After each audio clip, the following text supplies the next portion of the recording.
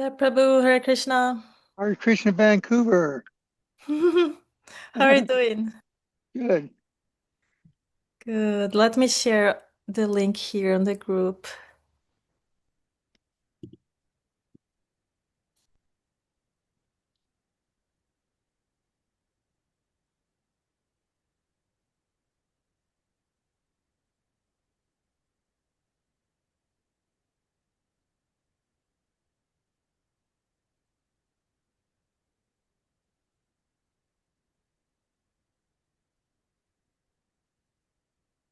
So we're reading currently the part 6 of the book. Right. I think we'll finish tonight. Let's see. I started reading that the Supreme Person, Parama Purusha, Ah, on page 45. Is that correct? yeah, I'm using the digital version, so I'm not sure about the page because Right there is a after little bit, it's a little bit different. right. The last line before the introduction was nature is not God, it belongs to God.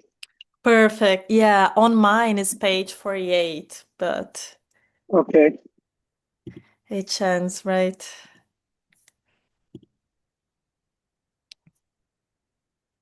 Hey, Bano, Hare Krishna.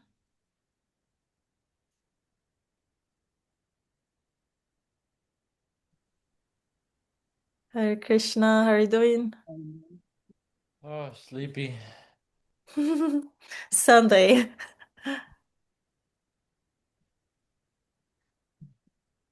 All right, I will share here for us the Kindle.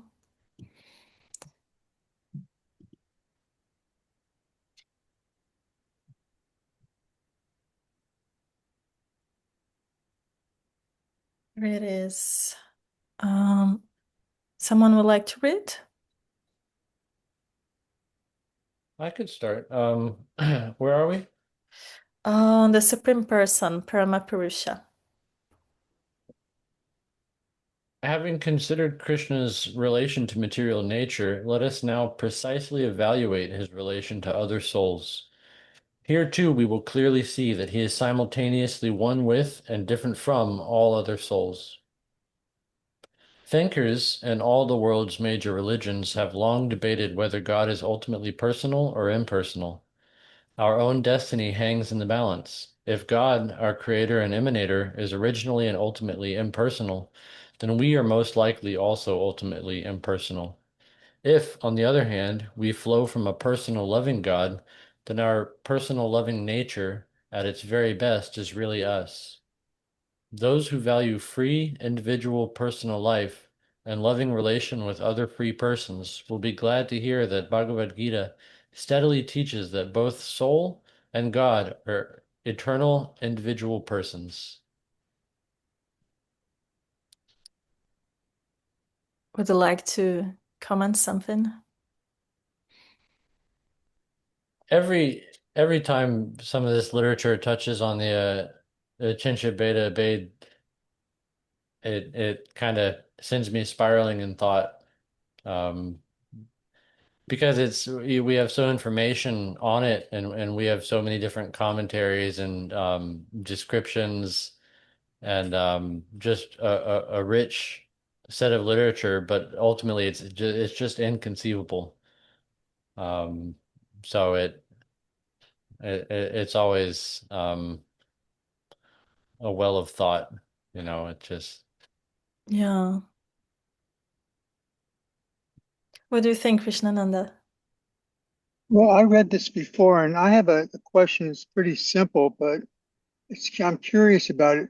He mentions a personal loving nature and in loving relationships. So I'm questioning what the definition of love is. I know in Sanskrit it's prema or bhakti. Is that correct? Prema, like Gaur Premanande or um, Radha, in the Tulsi prayer, the last line is Krishna Seva Prema Bhavo. But um, also bhakti's been used for the word love. And I wonder what they mean by personal and a loving relationship. What exactly is that referring to? Is it more like altruism than the English definition of love? Well, my understanding isn't that bhakti translates specifically to love, but that love which is directed towards Krishna. And we all have experience of love, and I think our whatever internal description we'd give of it would tend to be accurate. But when we direct those loving propensities towards Krishna, then it's bhakti. Right. Yeah. I mean, it says on the scriptures that the real love cannot be attained in this material realm, but we can have a glimpse, right? Because the true love, it's only possible in a spiritual platform. So it's said that we have different types of relationships with Krishna, with God, right? Right? That different types of rasas. We can have um, a relationship with Krishna in a parental R- mode or like a friend. Right? Neutral parent, friend, Yeah, uh, conjugal, right? The five rasas. yeah, Neutral exactly. friend, parent, servant, conjugal. Right. Okay, thank you. Thank you. Yeah, when I was reading this point, I even made a note here. Uh, it had said, those who value free individual personal life in loving relation with other free persons will be glad to hear that Bhagavad-gita steadily teaches that both soul and God are eternal individual persons. So I was thinking that this is different from the idea of an autocratic God, and even the idea that you don't have free will, right? Because this requires a level of autonomy and maturity that it's totally possible for people to learn if they are interested in it, but it's not something that, at least me, I didn't grow up with this idea. I don't know about you, folks. It's something much more horizontal, obviously, considering that Krishna is a different platform and a different level, but it's way different of what I used to think that was before. Right. Srila Acharya laughs and condemns the idea of impersonalism as a painful uh, discipline. Like when Sisupal got emancipated and he emerged into Krishna's body, he got impersonal liberation. That was kind of a punishment almost. What are you going to do in the Brahmajyoti? So this idea of free will and personal freedom and individual freedom and love and relationship is valued. I had that as a child, but I had an impersonal God. I knew God. I was brought up to know and love God, but I didn't have a conception of what God was. In the Bhagavad-gita, it goes on to explain that even though it's inconceivable, it doesn't mean it's unknowable. We can know Krishna by studying his word and by learning from those who have the knowledge. That's on page 53 of my book, but we'll come up to it when he talks about Rupa, his form, which Srila nips at. The inconceivable, it does not mean that we can't know to, I guess, to the extent of our intelligence. Mhm. Yeah, and I was just yesterday reading some lecture that Prabhupada given, and he referenced how in Srimad Bhagavatam it says that the impersonalists who achieve liberation, like they actually attain this kind of Vaikuntha-like platform, but they get lonely, Yeah, and that's essentially what it is. Like they achieve perfection for what it's worth, but they don't have any association, and for just their lonely feelings cause them just they just think, all right, well then let me associate with matter just so I can feel something, and then but I think about the free will aspect a lot too. Like we have free will, but it's within the bounds of what we are essentially. Like essentially, I am an eternal servant of Krishna, and within that context, I have free will. I can choose how I express my love. Um, but outside of those guardrails, um, free will is just an illusion. It's we have to. I don't know. So I can. Sometimes it seems like we don't have free will because like you just have to surrender to Krishna, but it's just what we are. It's like just like I What don't have. about what about the quote of Krishna when he says, "I'm not responsible for your pious or impious deeds. We are." So I can take credit for my pious decisions for my efforts in Krishna consciousness, and if I decide to be sinful, I have to take responsibility for that. He does say that in the Gita. I'm not responsible for Yeah. Well, one's pious. when we engage in sinful life, like when we associate too closely with the modes of material nature, we lose our free will in that aspect because at that point we're just driven by the modes. Like we're not behind the wheel anymore. We're just being directed by material nature to go here and there. So we're still serving Krishna, but now we're serving Krishna like a force of nature, not from our own heart, but just the balance of an equation. We don't really have any free will at that point. We've given it up because of our association. Um, but it's only when we stop avoiding with when we stop associating with material nature and practice transcendental life, then we have free will because we can choose within those bounds. Do I want to offer Krishna gulab jamins or ras malai? This is our free will. Nice. Yeah, this is an interesting point because when we don't have consciousness of what you're doing. Do we really have free will, right? Right, when you never stop to think about it, do you really have free will?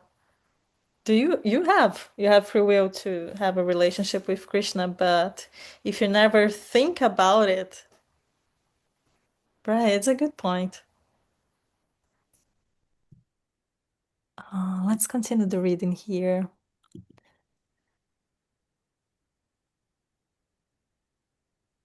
Krishna states, whoops, Hare Krishna Manan, welcome. Krishna states from the start that both God and souls have always existed and always will exist as individual beings, and he regularly calls the individual soul a person, Purusha. Many verses also speak of Krishna as a Purusha, person. In that sense, souls and God are one, but they are also different. Krishna is the ultimate person, Uttama Purusha, supreme person, Parapurusha, supreme divine person, Paraman or Paran, Purushan Divyam, everlasting divine person, Purushan Sastam, Divyam, eternal person, Sanatana Purusha, the ancient person, Purana Purusha, and the original person, Adyan Purushan. We souls are persons precisely because we are part of the Supreme Person.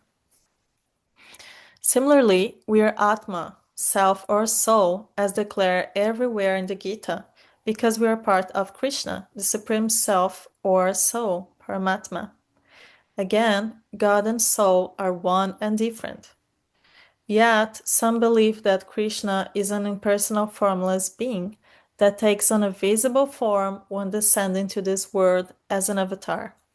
In this view, the person Krishna merely represents in our world what is ultimately a nameless, formless, impersonal truth. Krishna, however, explicitly denies this. Not knowing my supreme nature, the unwise think that formless being takes on visible individuality. And last, we presume that Krishna teaches primitive anthropomorphism. He states that his personal form is achintya, inconceivable to unaided. I don't know how to read this, folks. Human reason. It is knowable only through pure devotion. Even celestial beings, by their own mental powers, do not understand the Lord's individual form. Indeed, it's a Supreme Person that Krishna pervades this world and is present within all beings. That eternal divine person is the Supreme Absolute Brahman, the ultimate person who causes existing things to exist.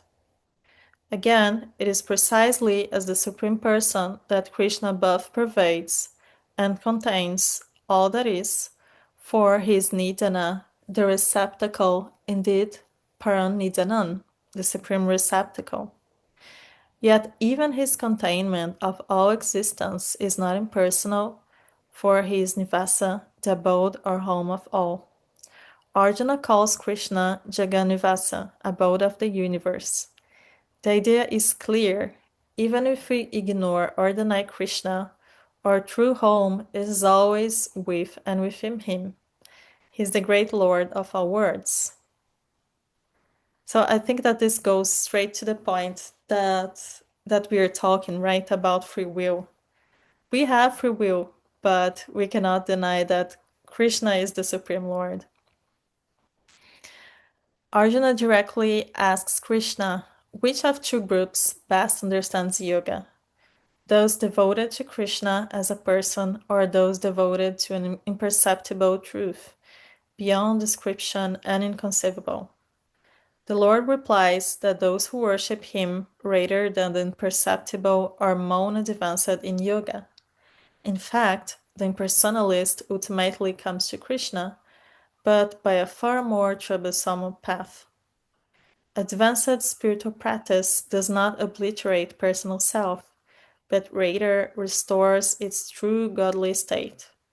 Within the Gita, there is no project, plan, or idea to annihilate the personal self, to merge into divine corporate radiance. Liberation means to exalt, not destroy oneself. Krishna does not reveal himself to all. He reciprocates fairly with everyone, and only those who love him purely can see him. Thus, those without spiritual understanding do not recognize him as the perishing unborn. Not knowing his supreme nature, they believe that God is impersonal and invisible, but has taken on or entered a vyakti, a visible personal form. Arjuna states, O Lord, neither gods nor the godless understand your manifest personality. Krishna clarifies that God, the divine person, exists with form. A body that is inconceivable, sun-colored, and smaller than an atom, yet infinite, cosmic, majestic, astonishing, made of splendor, original, revealed by the Lord's own mystic power, and resembling that of a human being. Only those with pure devotion are able to know, approach, and actually see the Lord as Arjuna did. Yeah. So beautiful. I have a question for you all. Um, how the idea of the form of God was introduced to you? Because to me, the idea that I had before was of an old man in the middle of the clouds that is stay judging everyone. This is how this is what I grow up. That's the idea, the belief that people taught me about God. So it's very different.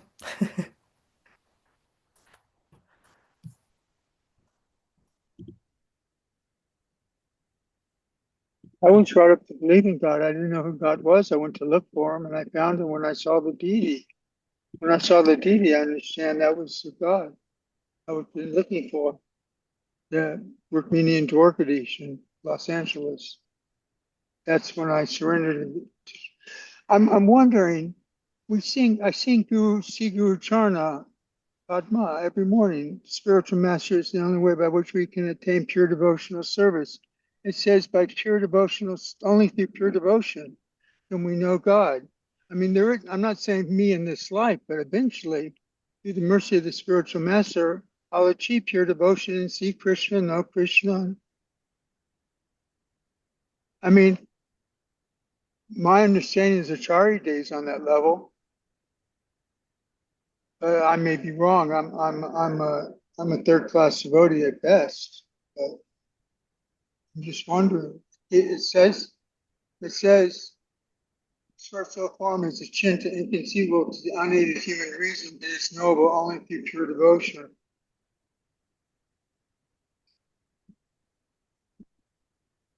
Any thoughts about it? Manan, Banu? Which part specifically? The pure devotion. How do we achieve pure devotion? I mean, only through the mercy of the Guru, but And in Chaitanya Charitamrita, it said that the the price to be paid is an intense greed. Um, and so really that's I think those are the words of Krishnadas Kaviraj, who or he may have been quoting someone else, but Lord Chaitanya he just he said he busts open the storehouse of prema, and it just kind of spilled all over the world.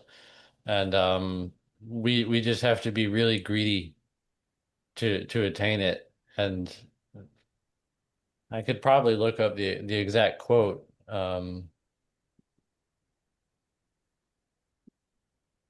only those with pure devotion are able to know, approach, and actually see the Lord as Arjuna did. Yeah. 1154. Yeah, it's quoting Here that literature. I found this quote. It's in Madhya 870. It's pure devotional service and Krishna consciousness cannot be had even by pious activity in hundreds of thousands of lives. It can be attained only by paying one price, that is, intense greed to obtain it. If it is available somewhere, one must purchase it without delay. Um, so yeah, we just have to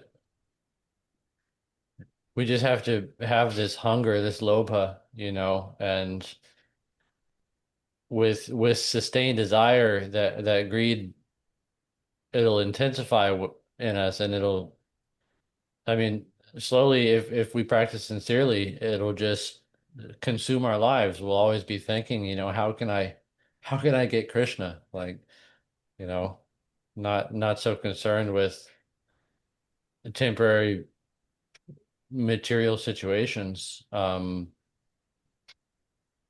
Because eventually we just get frustrated, because these things won't bring us happiness. Like, where can I get happiness? Where is Krishna? I need him. And we have to pray for greed, 'cause that's the only way we can get Krishna. Thank you. I didn't mean to intercept the question you were asking us, Rema. It's fine. It's fine. Very I appreciate it. I mean, I think that the best part of the group is the discussion of ideas. So no problem. No problem. And so nice that you're chanting every morning, Prabhu.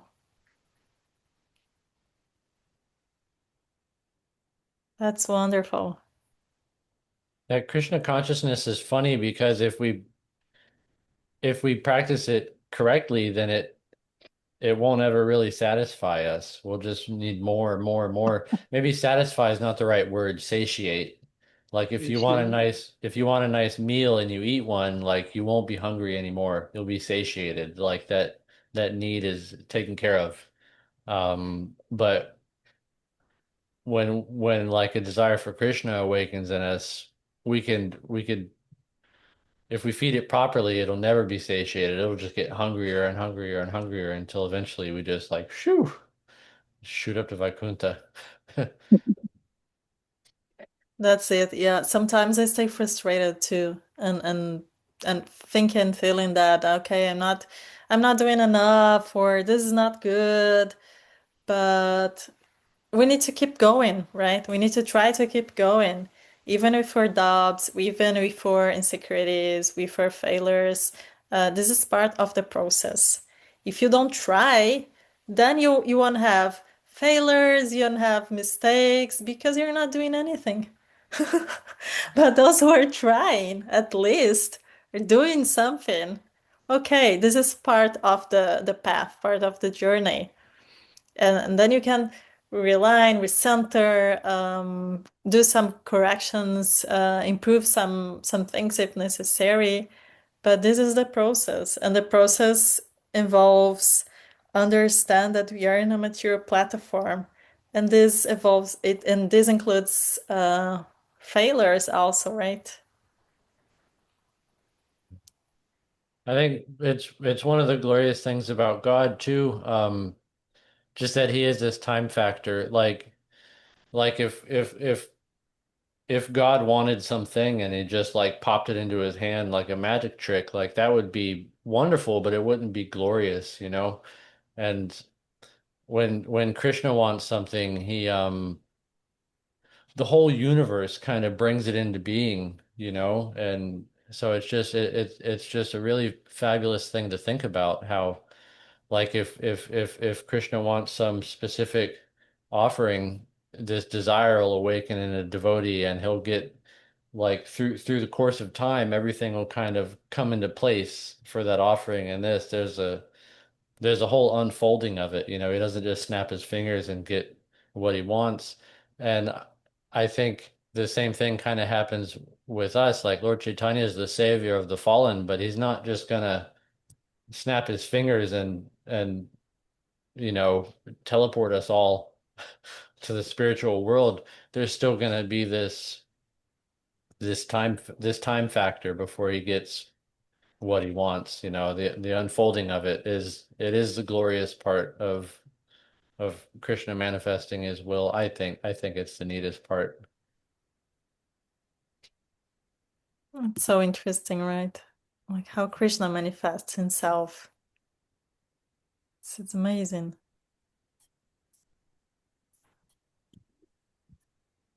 Um, let's continue here. Someone would like to read? Read to the end. No Sanskrit. I don't read Sanskrit very well. Let's see. One might suspect that there are still higher truth beyond a personal God. But Krishna puts that doubt to rest. Quote, those who know me as the ultimate person know all and devote themselves to me with all their being. End quote. This understanding is most advanced scripture. And to understand this is to really understand. Thus, we are eternal persons because we emanate from and are part of the eternal, infinite person. As mentioned in the section on sacrifice, we eternal souls are Brahman, spirit, and can regain our Brahman existence. But Krishna is the foundation of Brahman, the supreme Brahman. The point is clear. Such Sanskrit terms as Brahman, Purusha, Atma are used for God and soul, with God being the superlative in each category. However, there are several terms reserved exclusively for souls. Let us now look at these. Thank you, Prabhu. Yeah. Terms reserved for souls. Bhuta Jiva Dehi. Bhuta. Krishna often refers to souls in bodies as Bhuta, plural Bhutani, which I translate as being in the sense of a living being. Although Krishna is certainly a being, the Gita never refers to him as Bhuta, and we shall see why. The word Bhuta comes from the verbal root bhu, which means to be, but also often means to become.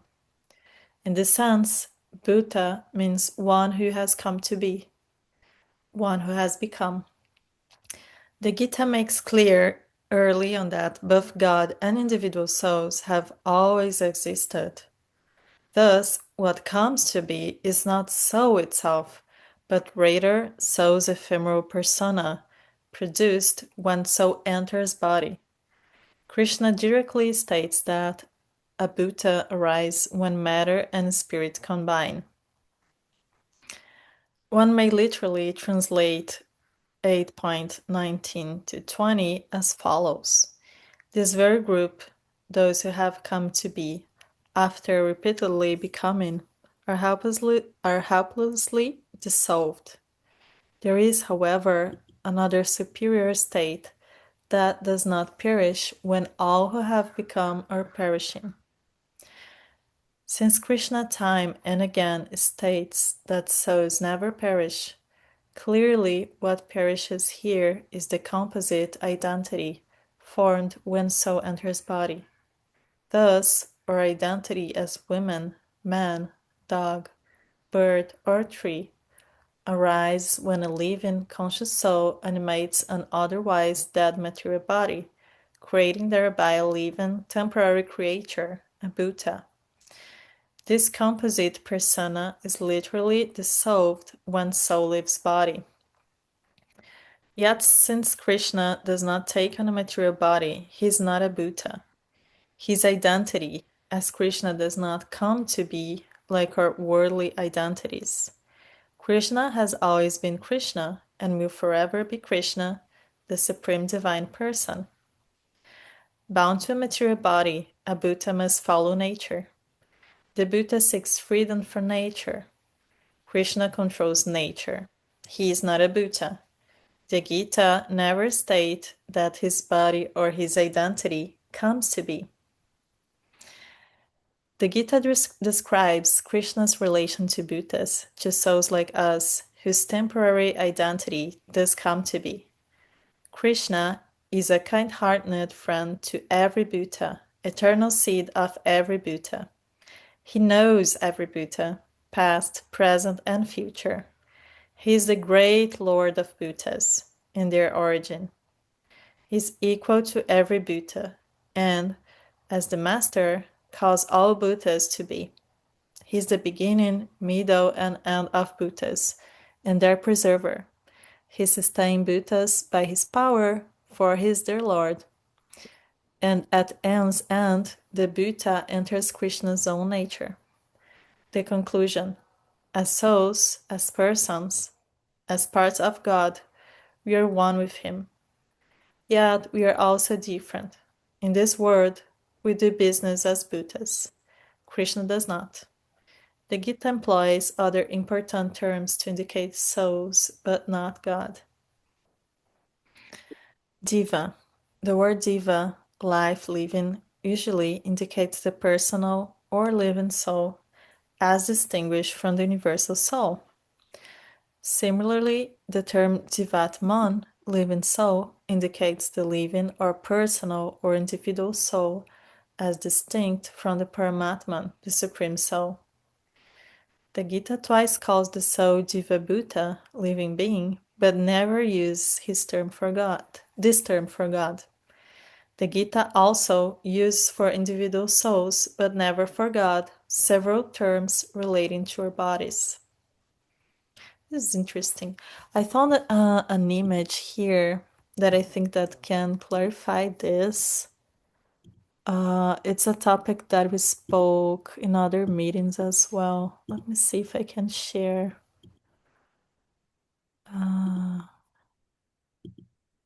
Here it is. The journey of consciousness into matter. So Purush and Prakriti. So Krishna and us spiritual souls, right? Ahankara, the false ego, and Buddhi, intelligence. So, Banu, you mentioned about, I don't remember exactly how was your question, but it said it was about the material modes of nature. Was last week or 2 weeks ago. And then I was reading and thought and found this image and thought that this will help us to clarify on this topic because that's what happens, right? When we enter into the material world, we enter in contact with the modes of nature. Sattva guna, the mode of goodness, rajas, the mode of passion, and tamas, the mode of ignorance, and all that derives from this. Because we as spiritual souls, we continue our journey from the point that we stopped at in other lives, in previous lives.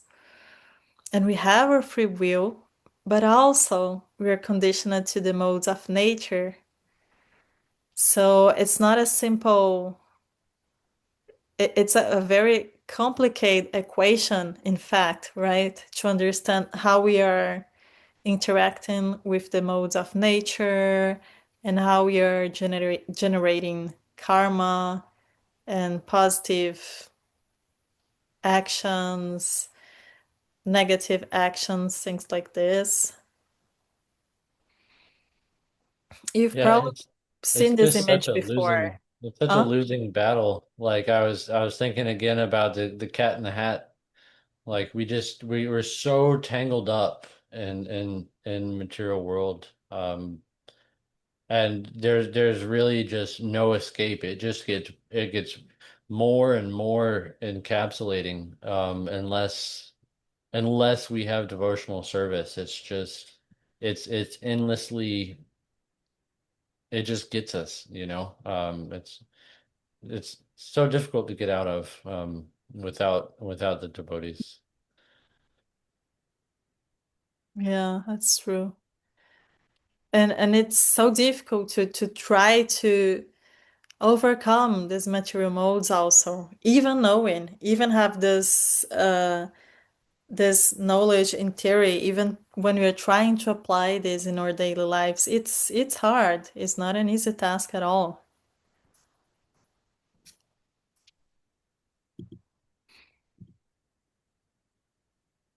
Yeah, a devotee told me once that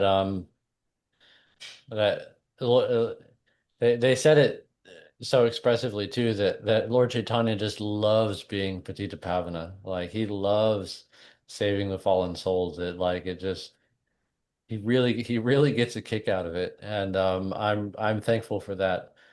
Just knowing that Krishna said he's going to save us, and if we just follow in the right footsteps, it's a sure thing. Jai. It's a good reflection to think along these days. Let me share here the Kindle. Does someone would like to continue reading? I We could read. stop on the blue part. Bhagavad-gita's most common word for body is deha, and 11 times the Gita calls the soul dehin, one who has a body, or the embodied. Thus, soul is distinct from body. Another word for body is sarira, and the soul is called sariran, one who has a body, or the embodied. The Gita also describes the soul as dehaprit, one who bears a body, and dehavad, one who has a body. Krishna twice uses the word kalivara, also meaning body, to describe how the soul gives up material body at death. In the Gita, all these Sanskrit terms, dehin, sararin, dehaprit, dehavad, and kalivara, clearly indicate a soul as distinct from its material body. Yet the Gita uses none of these terms, nor any similar terms, to describe Krishna. The Gita gives no indication that Krishna, the Supreme Soul, is different from his body. This is entirely consistent with our analysis of Bhuta. At the start, Krishna tells us that we are eternal souls in temporary bodies.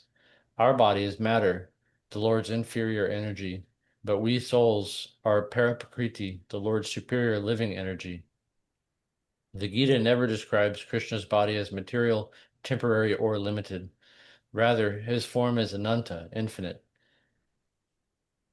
Krishna describes soul's transmigration from one body to another. Souls give up old bodies as one gives up old, worn-out clothes.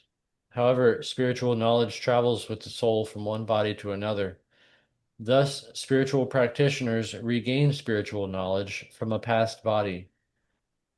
Many verses describe the soul giving up or letting go of the body. However, none of this language is applied to Krishna. Krishna and Arjuna both appeared in this world many times. The Lord recalls all these births, but Arjuna does not. That is because Krishna's birth and activities are divine. Due to karma, ordinary souls accept and give up a physical body, but karma laws cannot affect Krishna. They cannot force him to accept a material body, for he rules nature with all its laws. Krishna often states that he is within the soul's body, specifically in the heart, but Krishna never says that he is within his own body. There is no hint of Krishna giving up his body, or of his body taking birth or dying as our bodies do. A final point here. In the Gita, Krishna often speaks of bondage and freedom.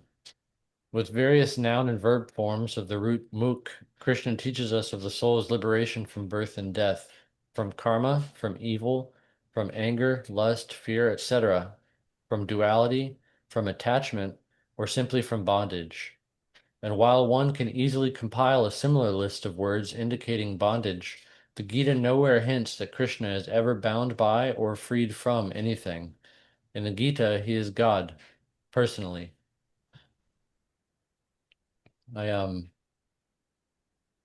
I think about a lot how Krishna must perceive us, because he certainly sees me differently than I see myself, and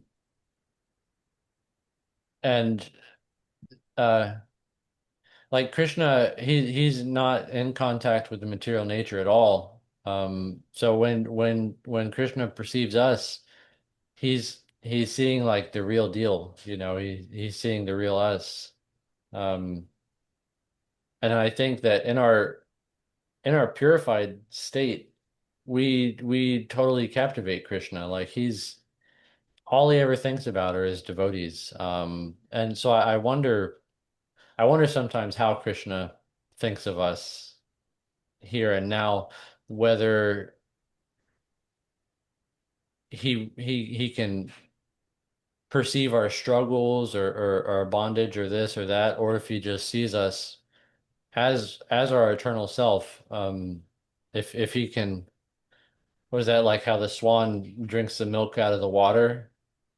If Krishna sees us in our perfect state already, you know what I mean? Here and now, if sometimes we could still captivate him, just even for a moment when we're making an offering or something like that, if he's really pleased with us. This is really interesting. I never stopped to think how Krishna looks me. Yeah. Well, someone told me once that he's only fully aware of his Vraja bhaktas, of his bhaktas, but in our purified state, we are bhaktas. We are his devotees. So I don't know. Sometimes I hope that Krishna isn't seeing this mess that I have going on now in my daily life, that he's actually seeing who I ought to be. And then I want to be who I ought to be so that I could give him some kind of pleasure. Because in this material state, I cannot. This is interesting.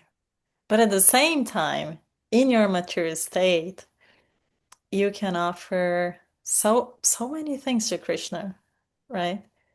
Starting from yourself, starting for developing a relationship with Krishna. Because a few pages after what we just read, it says about the Rupa, the form of Krishna. And there is an emphasis on friendship. I don't know if you've read before. I will share here for us. It is. Arjuna's vision of Krishna's cosmic form jolts him out of confident complacency. Recall Arjuna's opening request. Hey Dina, Hare Krishna. Um, Recall Arjuna's opening request. O Supreme Lord, I want to see your lordly form. Here Arjuna trusts in his intimate friendship with Krishna. Consider the somewhat common example of famous, rich, powerful people who choose to live where neighbors treat them simple as neighbors, not knowing or caring about the celebrity's celebrity. We know that famous, rich, powerful people have trouble finding true friends who love them for who they are, not for what they possess. Imagine then the situation of the supreme celebrity, God. I really like this because I never stopped to think on this way about Krishna. Yeah. Actually, right after that too, Arjuna, he apologizes to Krishna, doesn't he? He says, like, I'm sorry, I treated you like a friend, but here you are. Like I'm so sorry, to have been so familiar with you. And but that's exactly what Krishna wants, you know? He doesn't like he says also, where's this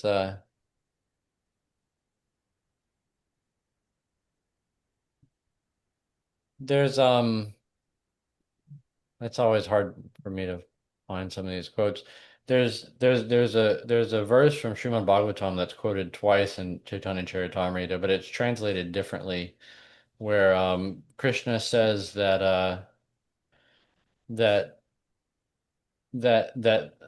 love tainted by some sense of splendor, it doesn't actually satisfy him. Um, how it's one of the translations too. It says like affection made meager by like my sense of opulence or something like that. Like when we approach Krishna as, the supreme ruler and the supreme controller of time and all that is, like he's happy with us, but it's not, it doesn't really get his heart pumping the same way as when like Arjuna just treats him like his best buddy. It's really his preference. I'll try and find that quote. Yeah, please. I started to share the guide because I thought that you were searching for something on the text. Didn't know that wasn't back then. Yes, and what defines friendship, right? It's loyalty, it's being available all the time. This is interesting. There is a philosophy group here in Vancouver that I generally go every week. And last week, uh, the theme of the discussion was friendship. So the first question, because they suggest always some questions for us to reflect before. And the first question was, what defines a true friendship? Loyalty, shared interests, affection, proximity, or something else?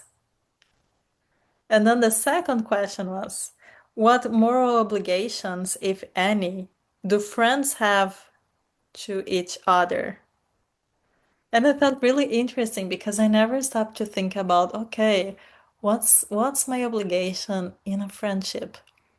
I never think about this because obligation has uh, a negative connotation, right? It's not something that we generally apply to positive contexts.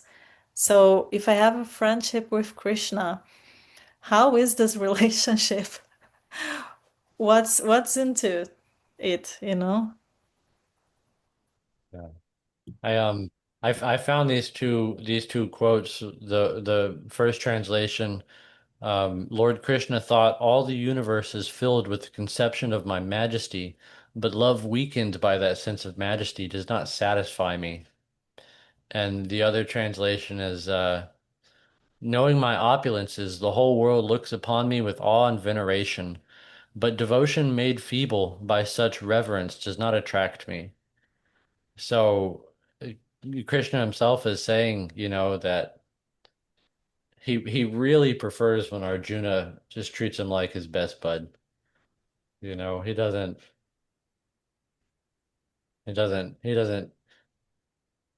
necessarily want that's not the highest pleasure we could give him, you know. The highest pleasure, it's not really they don't think about it like the devotees in Vrindavan, like they know Krishna's God, but they're more preoccupied with their own personal relationship. Like they know he's the supreme, but they're just distracted by how much they love him and how beautiful he is and stuff like this, that the thought that he's God, it's not at the front of their mind ever. Yeah, it's interesting. And Krishna was there, not knowing, sorry, Arjuna was there with Krishna, not knowing how to relate with Krishna, what's the best way to approach. Oh, it was something very informal, and then Arjuna starts to treat Krishna in a very formal way. And then he, full of doubts, asked to see the real form of Krishna, right? The Rupa. But he wasn't prepared to this. This is very interesting too. And then Krishna continued to define himself. I will share here for us. In fact, when Arjuna directly asks who the cosmic form is, he replies, Time I am, destroyer of worlds. By comparison, Krishna states in the previous chapter, I am death that takes away everything, and the coming forth of all that will be. The cosmic form wields only half of this tandem of powers. Krishna declares, I am the source of all. From me all proceeds. The cosmic form contains and consumes the cosmos, but does not appear to create it. Krishna inspires Arjuna's love and devotion.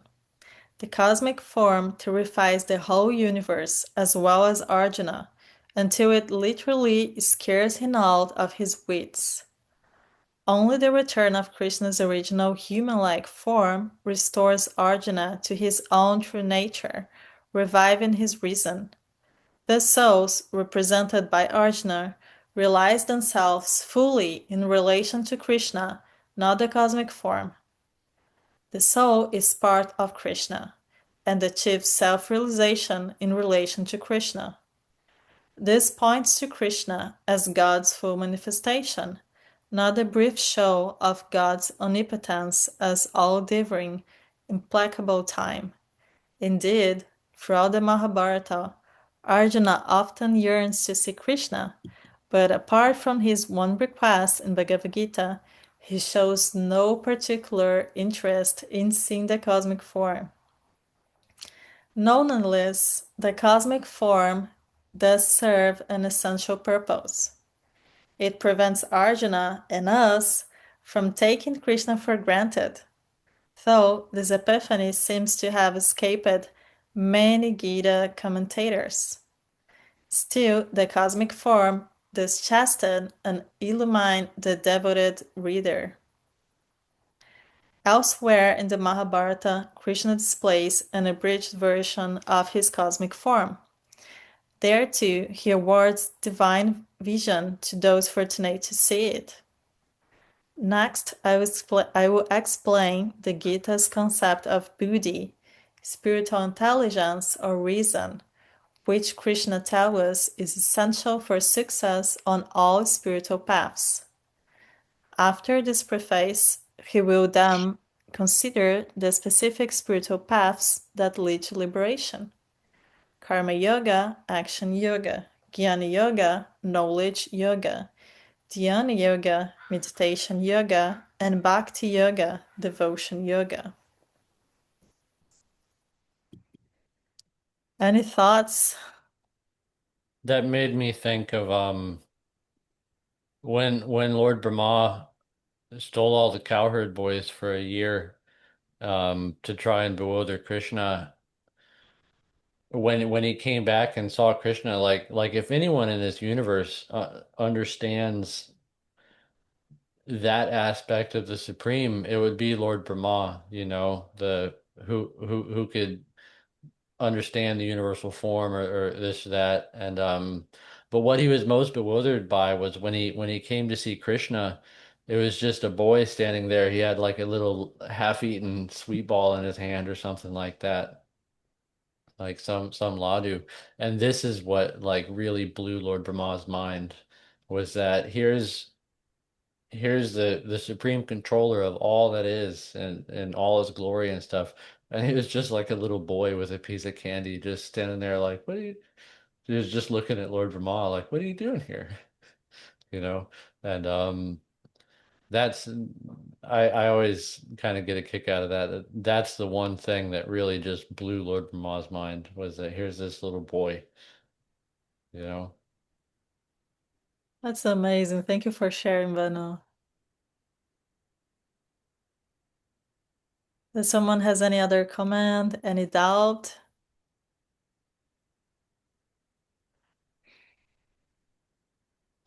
Well, we finished the part 6 of the book, so next week we'll go straight to the chapter 9 and 10.